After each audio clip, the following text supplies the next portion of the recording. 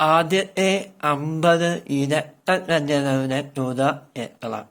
ഒന്നുകൂടെ, ആദ്യത്തെ 50 ഇരട്ടസംഖ്യകളുടെ തുക എത്ര? എടാ മോനെ, ഇതെങ്ങനെയാണ് ചെയ്യുന്നത്? ആദ്യത്തെ 50 ഇരട്ടസംഖ്യ, ഉദാഹരണം 2, 4, 6 അങ്ങനെ പോയി 50ാമത്തെ ഒരു ഇരട്ടസംഖ്യയുണ്ട്, അതുവരെയാണ് നമ്മൾ കണ്ടുപിടിക്കുന്നത്. ഇപ്പം ആദ്യത്തെ 50 ഇരട്ടസംഖ്യകളുടെ തുക എത്രയാണ് ചോദിച്ചാൽ നമുക്ക് ഇരട്ടസംഖ്യകളുടെ തുക ഇരട്ടസംഖ്യകളുടെ തുക കാണാൻ എങ്ങനെയാ ചെയ്യണ്ടേ? n × n+1 okay, n × n+1 എന്ന് പറയുന്നതാണ് ആദ്യത്തെ ഇരട്ടസംഖ്യകളുടെ തുക ആണെന്ന സമവാക്യം. n × n+1 ഓക്കെ ആണ്. അപ്പം ആദ്യത്തെ 50 അല്ലേ, അപ്പം 50 × 50ന്റെ കൂടെ 1 കൂട്ടി 51. ഇത് രണ്ടും കൂടെ കുറിക്കുമ്പോൾ നമുക്ക് 2550 എന്ന് വരും. അപ്പം ഇരട്ടസംഖ്യകളുടെ തുക ആണെന്ന ഇക്വേഷൻ അല്ലെ സമവാക്യം n × n+1 ആണ്. ഓക്കെ ആണ്.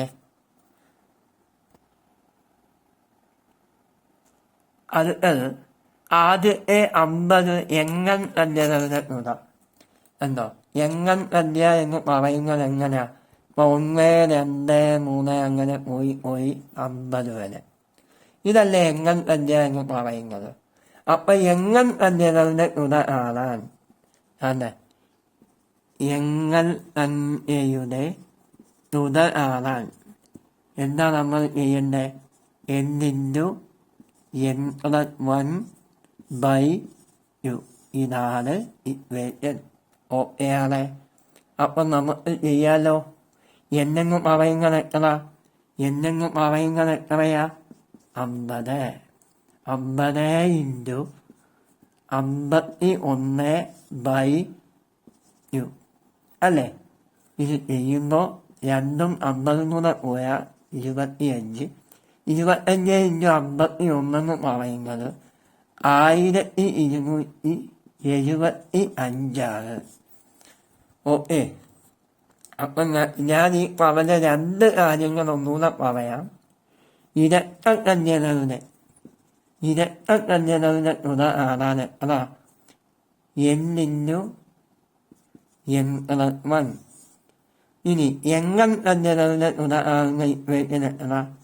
എങ്ങൻ സംഖ്യയാകുമ്പോൾ n × n+1/2. ഓക്കെയാണ്. ഈ രണ്ട് ഇക്വേഷൻ ഇപ്പൊ തന്നെ അങ്ങ് പഠിക്കണം. ഓക്കെ. ഇനി ബാക്കി അടുത്ത ക്ലാസ്സിൽ ഞാനിടാം.